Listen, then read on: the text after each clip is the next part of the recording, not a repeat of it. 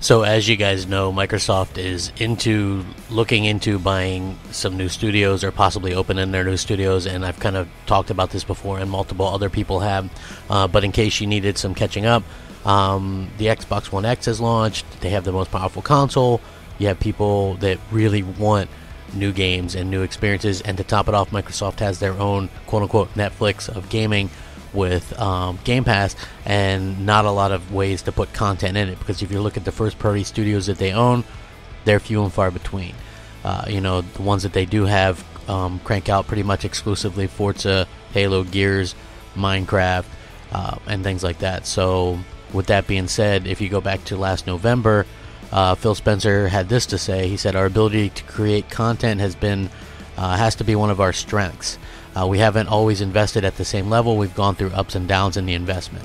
And so, of course, he's talking about how they're obviously having a down time right now. And with that being said, there are new rumors that cropped up. And there's one that's just absolutely ridiculous, and I'm not sure what to make of it. But, it'll be interesting to talk about and see what you guys think about that. This one is interesting because somebody mentioned this. And, again, these are all rumors, just in case you didn't know, until somebody actually comes out and points a finger and says, hey, this is actual fact. But it's so weird that Cliffy B is mentioned in these rumors, and I think it's funny because he said it on Twitter that he's got something big that he's working on, but he can't say anything yet. So some people are kind of speculating that.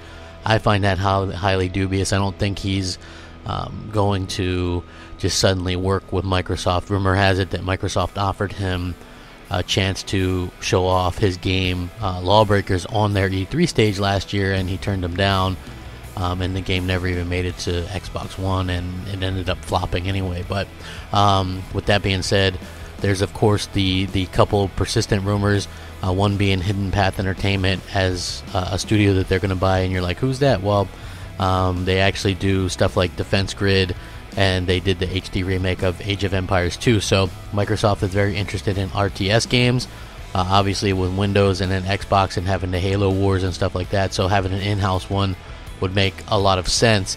But also with that being said, there's a big rumor that they've opened a new studio and also signed a huge deal with Epic Games, which I kind of went into before, and some people thought it was crazy or whatever, but I see other people on YouTube now reporting the Epic Games thing, and it's like, oh, well, everybody thought Crap was crazy when he brought that up, but now that, other people are talking about it, maybe not so much, right?